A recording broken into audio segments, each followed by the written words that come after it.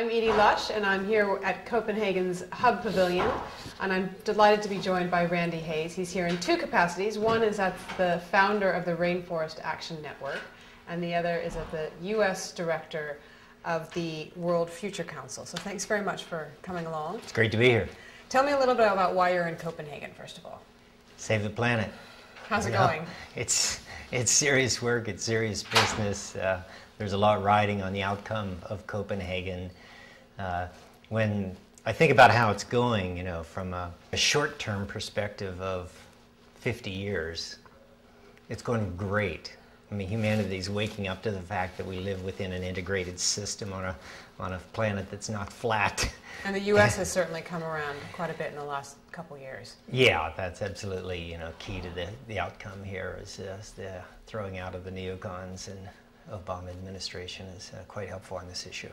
So tell me a little bit about specifically what you're calling for the leaders in Copenhagen. Well, the World Future Council is calling for two new funds. One to help the developing world maximize renewable energy, to follow essentially the German renewable energy law. It's called a feed-in tariff law, to help the developing countries with that approach. If you feed electricity into the grid, you get paid a high rate or tariff. It's a 20-year power purchase contract, think of it in those terms, for a set price that's profitable for all the different forms of renewable energy. Essentially the cost of setup plus 8%. So it's a very business-friendly, development-friendly, farmer-friendly, homeowner-friendly way in which to get things going. That's why over half of the world's solar electricity comes out of cloudy Germany. Right. So tell me how this is going to work in developing countries, what this fund is going to do, how it's going to help them adopt the feed-in tariff. Well, the front-end costs of renewable energy is a bit higher, you know, and over the medium and long term, of course, it's cheaper. But you've got to come up with front-end costs. And so with a guaranteed price over a 20-year power purchase agreement with the local utility company, whatever country you're in, you know, you're paying a higher rate for electricity to the people who supply renewable energy. Well, that takes a pot of money initially to get it going, and this fund will provide that pot of money. And how big are the funds? Well, think in terms of, say, you know, $5 billion over several years. That would get it going in most countries. And what's been the reaction? How are people reacting to your proposal? Well, Ethiopia seems to be taking the leadership on it. The head of their delegation, you know, really sees the advantages of this approach.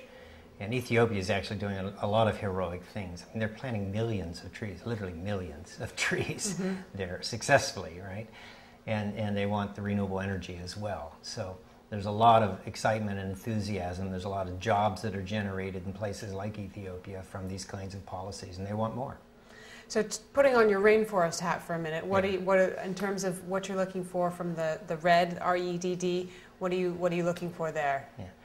Well, 15 to 20% of the annual greenhouse gas emissions come from deforestation, most of that from tropical rainforests, the mighty Amazon, the Congo, Southeast Asia's rainforests, right? And we cannot stay under the 2-degree average temperature rise that people talk about without saving the rainforest, right? So avoid the deforestation in the first place is the most sensible thing to do. That comes under that acronym RED, right? In the negotiations. The language is not shaping up terribly well right now, but we're fighting the fight. So what are you asking for specifically to come into the language there?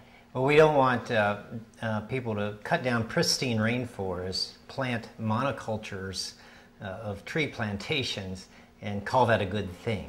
You know, that's not avoided deforestation, and right now that might be permitted the way the language is currently written. So that's the main change we're looking for.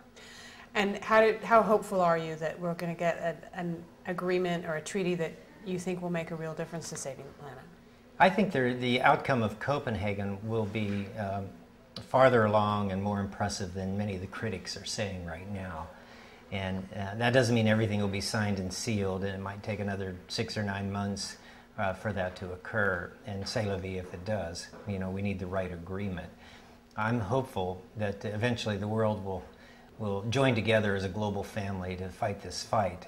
And what I fear is that it's going to take a few more Katrinas, you know, extreme weather events like Category 5 hurricanes hitting in places like the United States to shock the public enough to demand the changes that are necessary. That's a sad way to get to where you want, but I think that's how it's going to play out. It's a sad thing that the extinction of a species doesn't have the same kind of effect as an enormous storm does in the kind of public psyche, to see that things are really happening.